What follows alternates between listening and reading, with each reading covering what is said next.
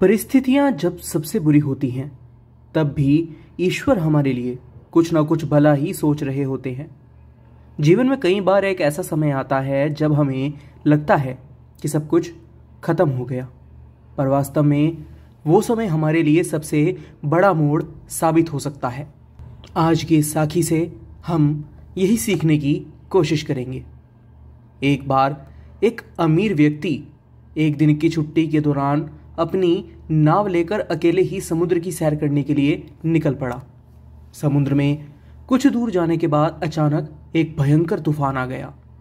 तूफान इतना जबरदस्त था कि उसकी नाव पूरी तरह से टूट फूट गई। किसी तरह उसने अपनी लाइफ जैकेट के सहारे समुद्र में कूदकर जान बचाई और काफी संघर्ष करने के बाद एक सुनसान टापू पर जा पहुंचा। टापू पर उसे कोई इंसान तो नहीं मिला, लेकिन उसने सोचा कि ईश्वर ने उसे मौत से बचाया है तो आगे का रास्ता भी वही दिखाएंगे। कुछ दिनों तक वह टापू पर उगे हुए फल पत्ते खाकर किसी तरह जीवित रहा। अब उसे लगने लगा था कि वह इस टापू पर फंस गया है और कोई बचने की उम्मीद नहीं है, लेकिन फिर भी उसने ईश्वर पर भरोसा बनाए रखा। उसने सोचा कि इस अनजान टापू पर उसे कुछ और दिन गुजारने पड़ सकते हैं, इसलिए उसने लकड़ी और पत्तों से एक झोपड़ी बनाने का निश्चय किया। दिन भर मेहनत करने के बाद आखिरकार उसकी झोपड़ी तैयार हो गई और उसने राहत की सांस ली। अब उसे कहीं सुरक्षित सोने की जगह मिल गई थी। लेकिन जैसे ही वह अपनी नई झोपड़ी को देखकर संतोष की भावना में डूबा हुआ था, अचानक मौसम फिर से बदला। बिजली कड़कने लगी और देखते ही देखते एक बिजली उसकी झोपड़ी पर आ गिरी।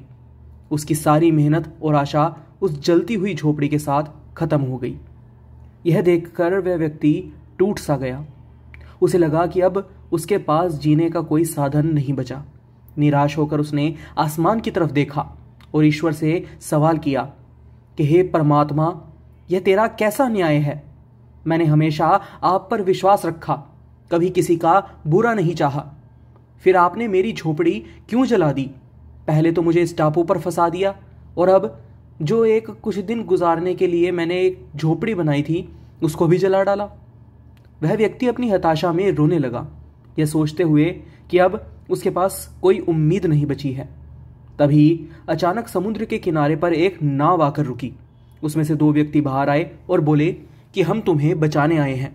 हमने दूर से इस वीरान टापू पर जलती हुई झोपड़ी देखी और समझा कि कोई मुसीबत में है। अगर तुम्हारी झोपड़ी नहीं जलती तो हमें यह कभी पता ही नहीं चलता कि यहाँ टापू पर कोई फंसा हुआ है। यह सुनते ही व्यक्ति की आंखों से आंसू आ गए। उसे समझ में आ गया कि उसकी झोपड़ी का जलना ही उसकी बचने की वजह बनी। उसने ईश्वर से माफ़ी मांगी और कहा कि हे परमात्मा, हे मेरे मालिक, मुझे नहीं पता था कि आपने मुझे बचाने के लिए ही मेरी झोपड़ी जलाई थी। मैंने अपना विश्वास खो दिया था, लेकिन अब मुझे यकीन हो गया है कि आप हर समय मेरे साथ हैं। मुझे माफ़ कर देना। यह साखी हमें सिखाती है कि जीवन की कठिनाइयों में धैर्य और विश्वास बनाए रखना कितना महत्वपूर्ण है। कभी कभी जो हमें नुकसान या विफलता मिलती है वह ईश्वर की ओर से हमारी मदद के लिए किया गया कोई संकेत हो सकता है।